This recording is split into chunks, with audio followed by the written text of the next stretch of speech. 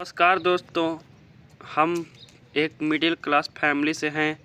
ये कहना उचित नहीं होगा क्योंकि मिडिल क्लास में होना या ना होना ये हमारी लक्ष्य को डिसाइड नहीं करता, ये हमारे फ्यूचर को डिसाइड नहीं करता है, ये हमारे भविष्य को निर्धारित भी नहीं करता है।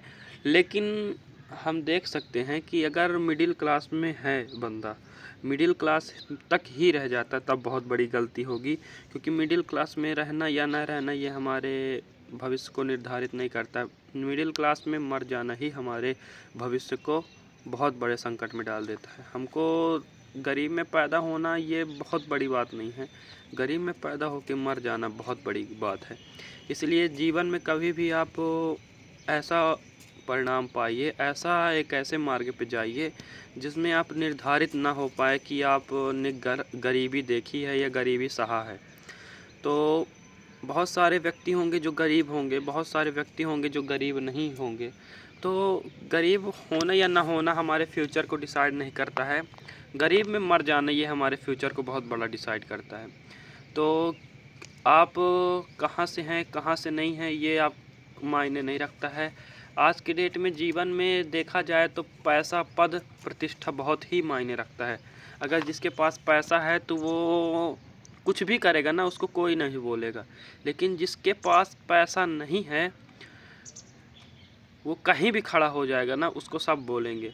तो हमारे जीवन में पैसा, पद बहुत मायने रखता है। पैसा से पद बढ़ता है, पद से वैभव बढ़ता है, विप्र बढ़ता है, सब तुमको टीआरपी देंगे, तुमको सब कुछ देंगे। लेकिन अगर पैसा नहीं रहेगा या पद नहीं रहेगा तो आपको कोई कुछ नहीं बोलेगा। ये हमारे भारत में बहुत बड़े एक दुविधा चली आई है कि आज की डेट में आदमी इतना स्वार्थी हो गया है कि पैसा के लिए कितने गंदे गंदे काम भी करता है। लेकिन क्या पैसा टिकता है उसके पास जो गंदे गंदे काम करता है?